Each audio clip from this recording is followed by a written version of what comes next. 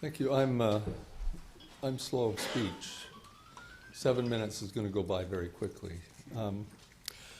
I started prevention research 40 years ago, over 40 years ago. And we used schools because schools were readily available.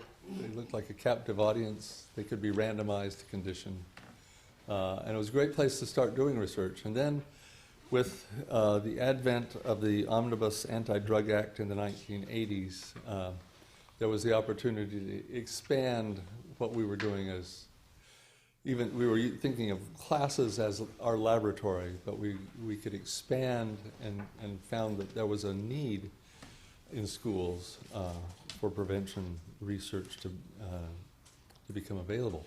So with that, we started developing more and more serious approaches, testing different models one against another from a scientific perspective, wanting to do good things.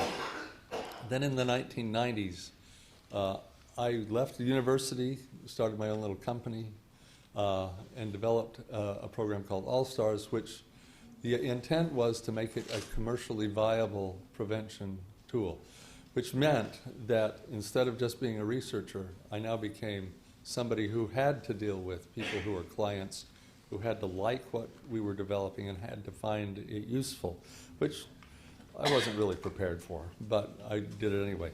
And as part of that, we conducted we kept doing research, and we conducted one research study in Chicago. We involved 43 teachers, and I'm going to present some data about 9 of those teachers. We selected 3 excellent teachers, 3 sort of middle-of-the-road teachers, and 3 teachers who really seemed to have challenge delivering the program. And that was all based on the outcomes that were achieved. I didn't pick them. Somebody at the Pacific Institute for Research and Evaluation picked them. We didn't know their names. They just had numbers. But we did have videotapes of every session that they taught over a 3-year period. So for any given teacher, we had roughly 27 class sessions that we could observe, and we observed every one of them and coded them for the adaptations that they made. And I'm going to show you the results if this works. Oh, that's the button. Okay, there we go. And so we did two things. One is, every time they made an adaptation to the program that differed from the written text, we marked it and we coded it and we described what kind of an adaptation it was. And I need to tell you that every teacher in every session made some sort of an adaptation. So that if there's this idea in somebody's mind that you're going to create an evidence-based program and you're going to give it out there and people are going to do it exactly the way you say it should be done, that does not exist. But their adaptations varied, not only in the kind of adaptations they made, but whether or not they fit with the All-Stars model.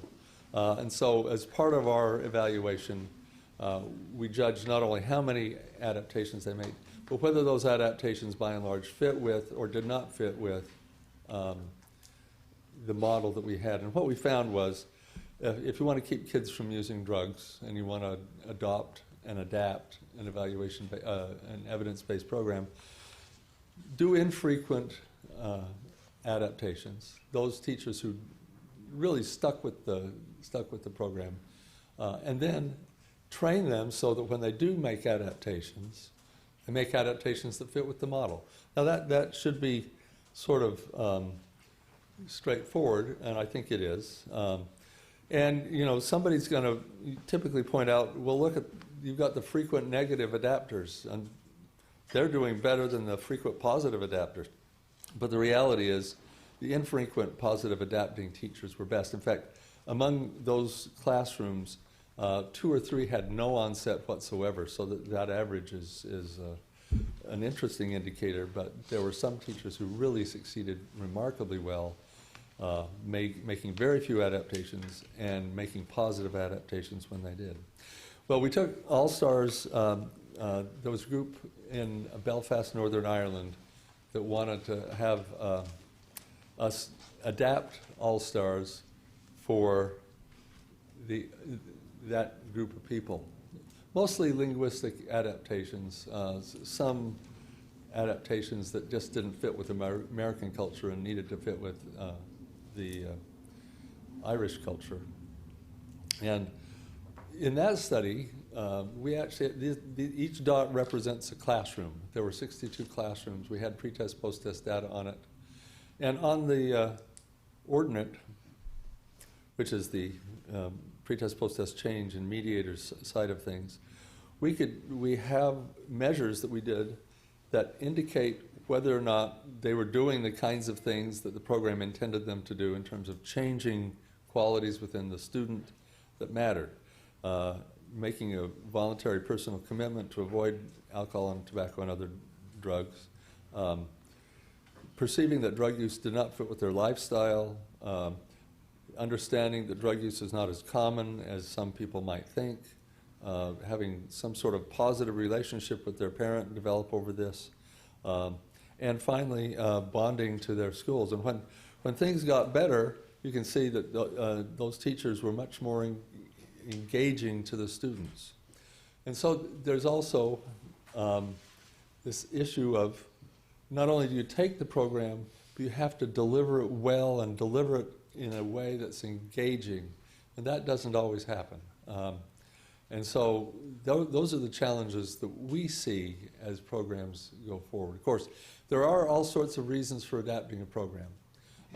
Most recently, we looked at the risk level of a group of kids. Low-risk kids probably need different interventions than high-risk kids. But how that adaptation gets made becomes a critical issue. And it's one of those places where, as a researcher, I would love to reach out and help. One of the things we found is with the positive adaptations, we actually took those adaptations and built them back into a revised version of the curriculum to make it better. And I see a red light, and red lights are just, I'm 8 seconds over. So thank you.